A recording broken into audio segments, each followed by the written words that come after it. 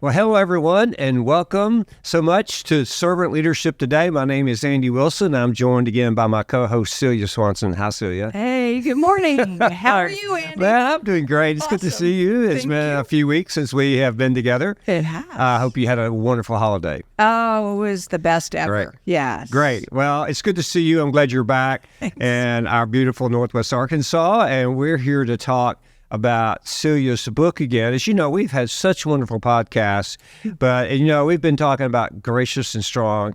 And today we're going to do something that we quite haven't done yet. We're just going to take a chapter and really go deep. Yes. Well, it's the core of the book.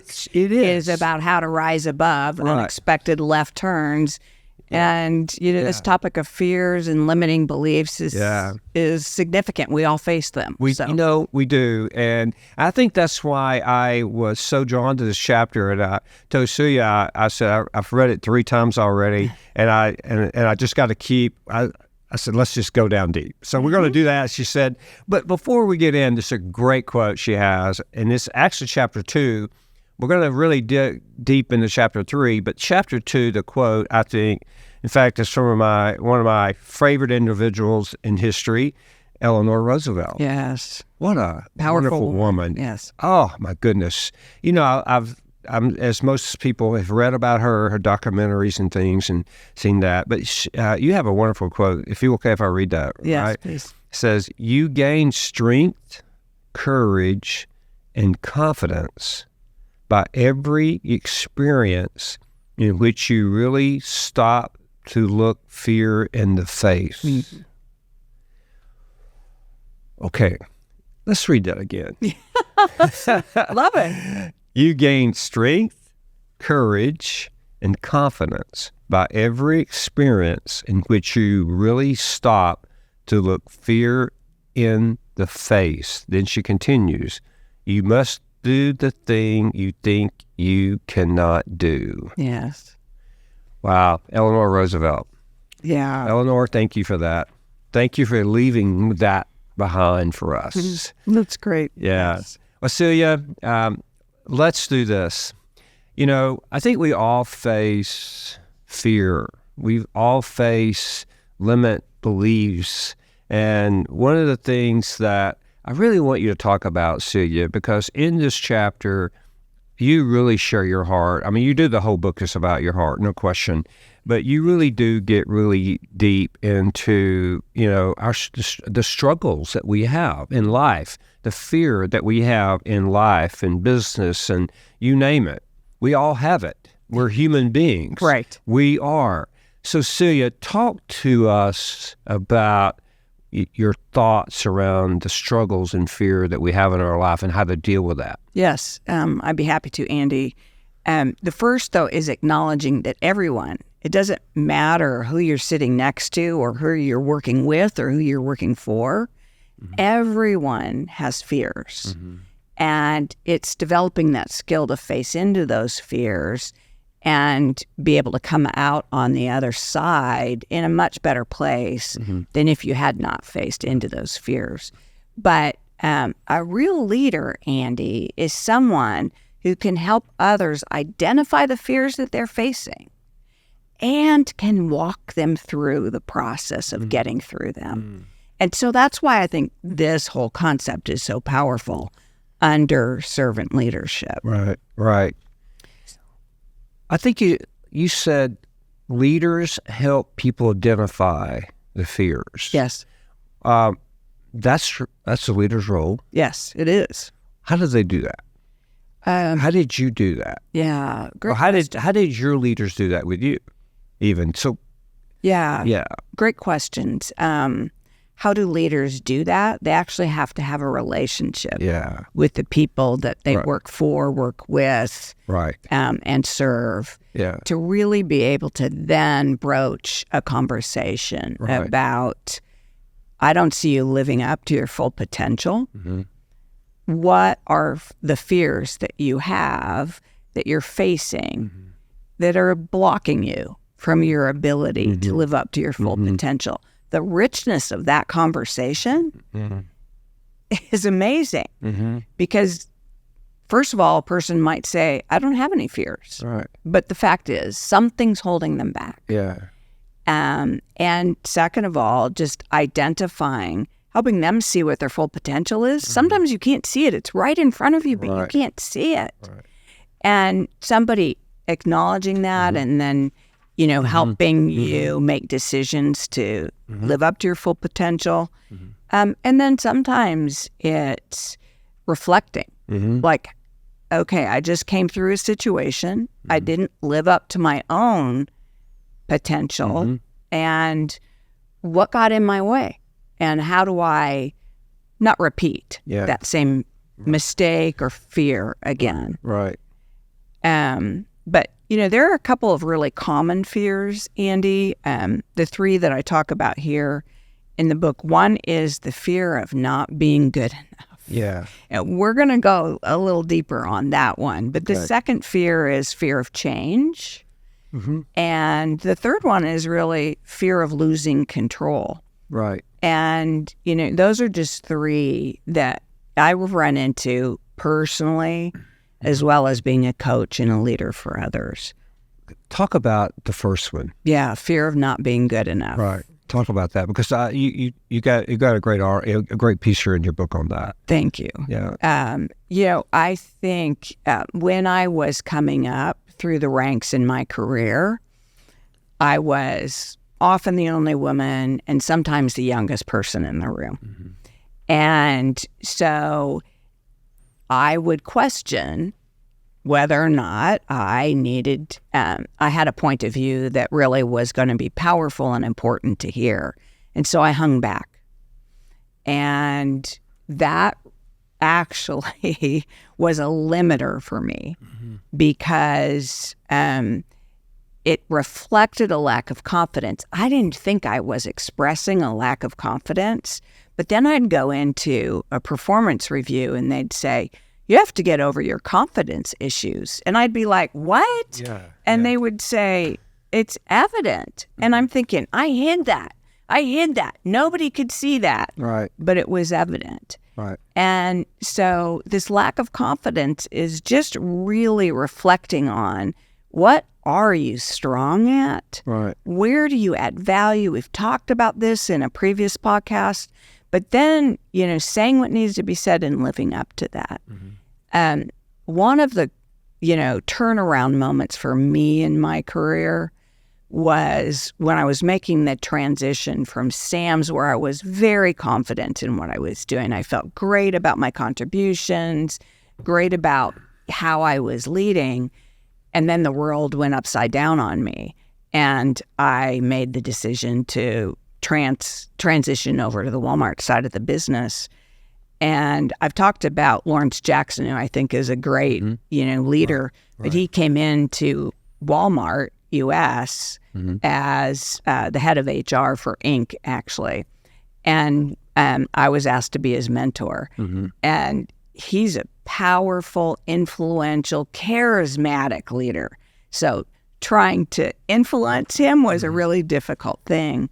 But he was so insightful that one day I started pushing back on him and saying, this is not the most effective way for you to get your thoughts, across to the organization. He was pretty much a throw the bomb in the room and then let everybody react to it and see where all the pieces fall. And I said, there's some times where that's not the most effective way. And finally, we built a trust and a relationship conversation. And when it was time for me to move into a formal role over on Walmart U.S. side of the business, he came to me and he said, I knew you were going to be okay when you decided that you were good enough. Wow. And I had not thought about it in that way. Very powerful. Again, a leader saw in me this light switch that went on. Right. And it empowered me, and it allowed me the opportunity to do much more in my years over on the Walmart U.S. side than I ever thought was possible. Right. Well, I think, the point is what you said, as leaders, when people report to you, or you report to people, they just can't surface. You know, you got to drill down deep Yes. and get to know that individual. Yes. So if you really want to have impact on whoever that's working with you, you have to get to know them. They have to get to know you. You've got to open up. Because now that's when you can really be honest, and that's exactly what happened, what you described. Yes. It happened. You were able to have that deep conversation about your development. Yes. And about your skills and about your strengths and your weaknesses. Yeah, and my limiting beliefs. Right. That's exactly right. Yeah, that's right. That's good. You know, there's another story I want to tell about being good enough as well.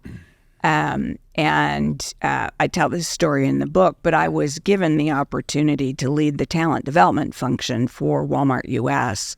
And that's training and leadership development, succession planting, mentorship, all of those things. And they were about to outsource the talent development function, the training and leadership development function. But they said, hey, we'll give this to you and see if you can turn it around. So I was introducing my boss, Tom Mars, to the team. And I was interviewing him. I had these questions. And all of a sudden, he turned the tables.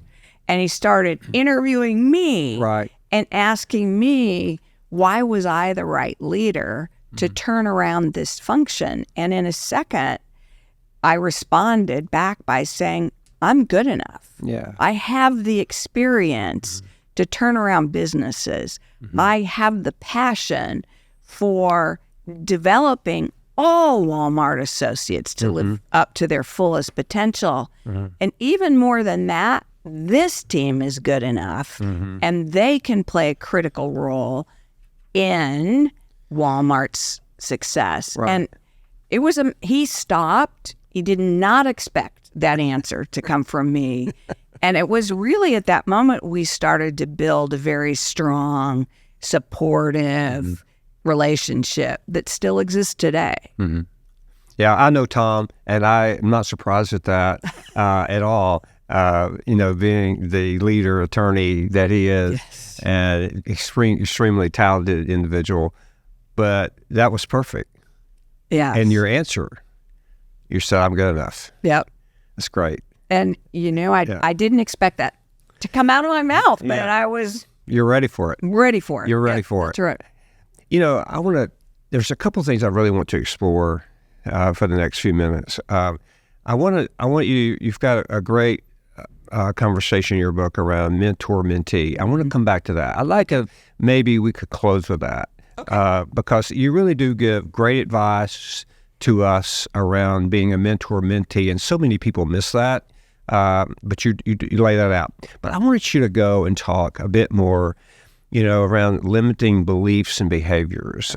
You know, when I was reading your book, I call it 4. There may be more, but at least 4 critical pieces that I know I took away from limiting your beliefs. Could you talk through that a bit and share that with our viewers and audience? So I think that it really helps to what you ultimately did was create change. Right. So back into that, or go into that with us, because I think we all need that. I know it. I learned a lot from it already. It reminded me of things, but let's break that down a bit. So I'd be happy to. One of my awakening moments in my career was when I just had my head down and I was doing great work and I knew it was great work, but I was never getting the credit for it, right? People all around me were getting promoted. People all around me were getting accolades. And I thought, you know, I don't get it, why that's all happening around me. And you know, I'm not participating in that. And so I actually had to reconcile with myself that networking was not a political activity, that it was actually a relationship building activity. And so I started to pay attention to the fact that who were my mentors, who were people that I wanted to learn from, who were people that I wanted to know better, and I felt like I could learn either leadership skills or specific skills in my role. And it became clear to me that I needed to identify 2 mentors. And in that process, both of them said yes, but one of them, he completely expected the mentee to drive all the conversations, to drive the topics, to come prepared, to use that time. This was Mike Duke. And it taught me a powerful lesson about being a mentee as well as a mentor. And, some of the things that I talk about in the book are, first of all, as a mentee, pick your mentor with purpose. Don't just want to be part of so-and-so's groupie team, right? Pick a specific reason why they are the one that you want to have mentor you. And then tell them that. And then build your agenda and your questions and your activities all around gaining the best on that purpose. And then the second thing is you're in control as a mentee of the frequency that you meet, the topics, what you're going to get out of it, and maybe most important of all is doing something with the feedback that you get from the mentor. Because, when I put myself in a situation of being a mentor, I'm giving my best advice to folks. And if it falls on dry soil, it doesn't cause me to want to invest more and more in the person. When it falls on fertile soil, then I want to give more and I want to help this person even more. So doing something with the feedback that you get, and then just never abusing that mentorship relationship. It's not something to go out and, tell the world, hey, look who's my mentor. It's really about personal growth and development. So those were some of the things I talk about in the book. I think they're critical. I know I've recently been asked from someone at a company I'm on a board with, and one of the young individuals recently promoted over human resource to the company, and so the CEO reached out and said, hey, would you mind meeting and spending time and mentoring this individual? I'm very, very excited about it, and we've had one meeting so far, and fortunately, that's one of the things I told him. I laid out, okay, here's my expectation. Yes. And I said, let's talk how this is going to work. There's tremendous amount of responsibility on your end. There's responsibility on my end, but we're going to make a commitment together. Yes. And I think that's critical. I've seen these type things fall apart fairly quickly. Yes. And you've probably seen that. Yeah. But I think your advice in your book around mentee and mentor is very, very, very good. Yeah, thank you. Yeah. And again, I think back, I had lots of people who want to be part of my mentor circle. Right. And that was a way that I could actually mentor more people than just one-on-one. But you kind of get lost if you're a mentee in a circle. One of my greatest moments of remembrance about the quality of a mentee circle was when the mentees would come and say, we'd like to do XYZ trip. We'd like to go to a club or a store with you and walk it with you and see it through your eyes. We'd like to learn more about Arkansas politics. So we'd like to take a trip to Little Rock and see, politics in action. We'd like children's health, I've talked about before, so important to me. We'd like to go to the children's hospital and see it through your eyes. And those field trips were some of the most powerful because just like traveling with the operators, when you're in the plane, you're building relationships and learning so much and peppering with questions and conversation. Then you get to the purpose of why you have your trip. and you just are soaking up how that operator tours a store or club. And then you come home and you're reflecting on all that you learned and getting feedback from the individual that led that. It just, those were amazing moments. You know, I think for our listeners and viewers, something here, how I know we all have, a lot of us have stories of our mentor or being, or a mentee, or a mentee, but my mentor, I will tell you, she was one of my school teachers. And Miss Betty changed my life. I would not have accomplished in my life what I had accomplished without her, because she believed in me as a junior in high school and absolutely changed my life. Right. And she and I, we stayed in touch for years and years. Yes. And in fact, when she became much older, and when I couldn't talk with her on the phone, I would call her son and talk to her son to talk about her mom, about his mom.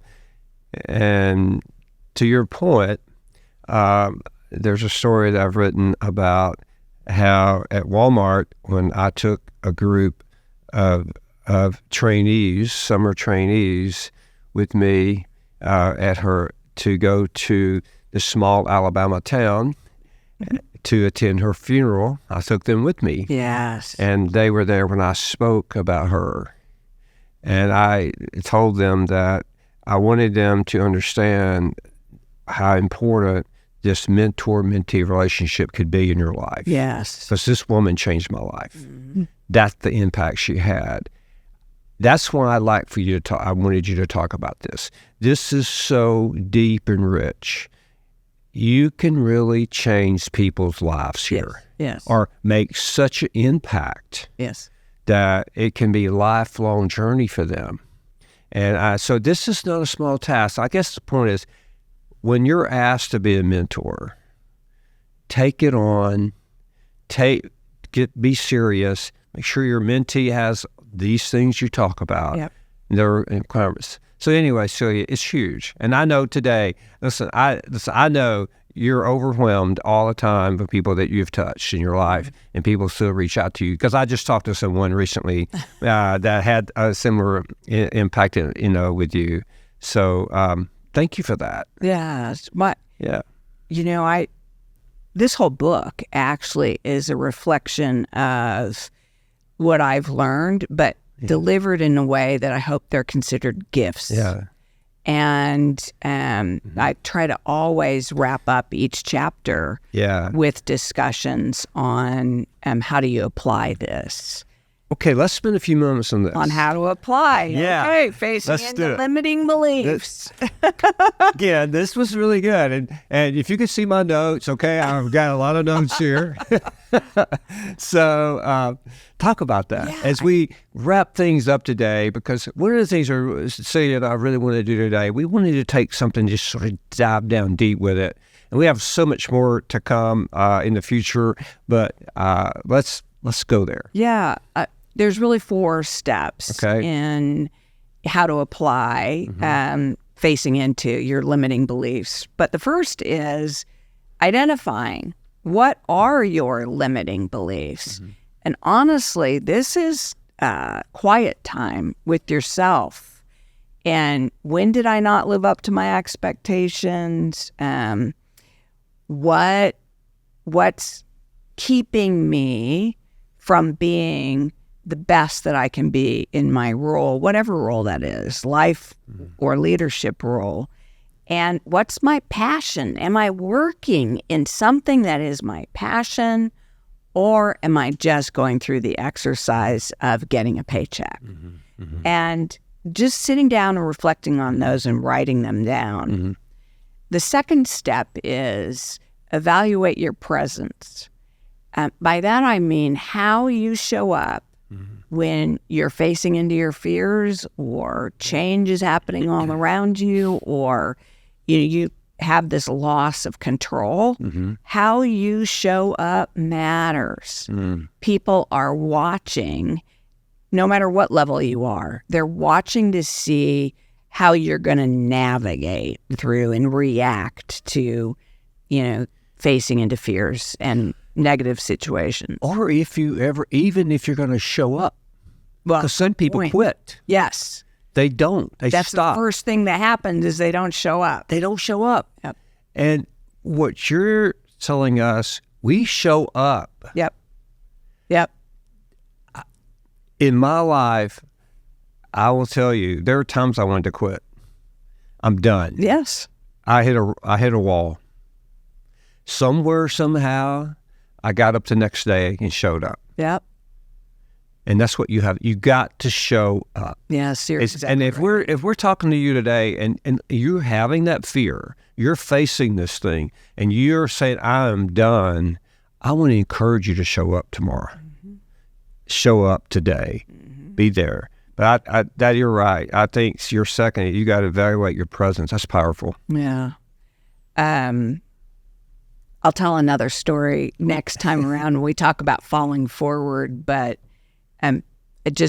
people watch you, and they watch to see, to your point, how you show up, showing up, Right. that you did show up, and then how are you conducting yourself as you show up. Right. And so be very thoughtful and purposeful about both of those things. Underline, highlight this. Yeah.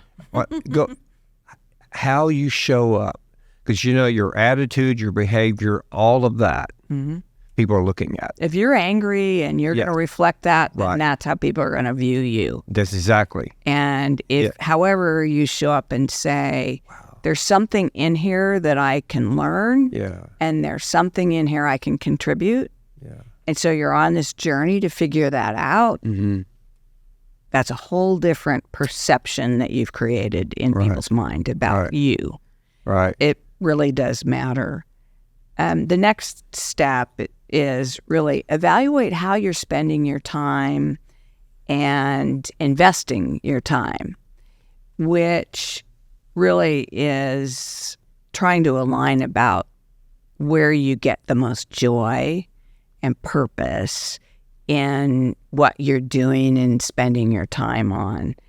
And then the last one, Andy, is understanding how what I'll call the change curve. And I have a copy of the change curve in the back of the book, in the appendix. But I've used this so many times in my career. It's patterned after grief, reaction patterns to grief.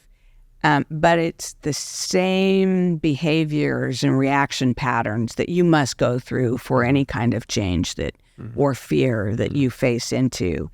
And it starts with uncertainty or disbelief, not really thinking that this change is about to happen. And then it moves into, well, it doesn't have to happen. I don't have to participate. So you're in denial, and then you're in doubt, and then you're actually dragging down progress because you're not going. And then it moves into acceptance, and then it moves into actually behaving in the way that the change was intended to accomplish, and you're an advocate for that change. And so finding where your behavior is on the change curve can be very insightful. And that's why I included it in the book. But find out where you are and then speed yourself through those behaviors of reaction to change or grief, because the goal really is every time you bump into one of these unexpected left turns, you're going to go through that reaction pattern. The key is to figure out how you go quicker so that you get to this end result of you're adopting the change, and you're, actually helping others adopt that change. Ooh, that's good. Thank you. It's been through the school of hard knocks. That's so these good. lessons have come. Oh, wow. So, I really appreciate that deep dive today. And I just felt like that I don't think it was just for me. Okay. Because I think facing our fears and limiting beliefs is critical as we navigate life, as we navigate work, whatever. And I will tell you that I really want to encourage our audience and viewers to pick up a copy of Gracious and Strong by Celia Swanson. It's absolutely a great book. If you've heard a lot about it, you'll hear more about it on our show because I think there's a lot more that we want to bring out to you here. Celia, it's good to have you back today. Thanks for taking time, and I will tell you, one of the things Celia and I are talking about in the future, and it's going to really be up to Celia, but I've asked her to really think about sharing some really intimate, deep time in her life about falling forward. And so, Celia, maybe next episode we could do that. Yes, I'm ready to do that. Okay, well, then next episode, you want to stay tuned because it's going to be awesome. And she's going to share some really personal information with us. And Celia, thank you so much. It's always good to see you. So much. Yeah, I'm glad you're I back. hope our audience is getting the full richness of. Okay, but listen, you can check us out at Servant Leadership Today, but also our main website is Doing Business in Bentonville. You can check us out there. We're on all your favorite streaming channels, so check us out: Apple, Spotify, YouTube, and of course LinkedIn. We're there. See ya.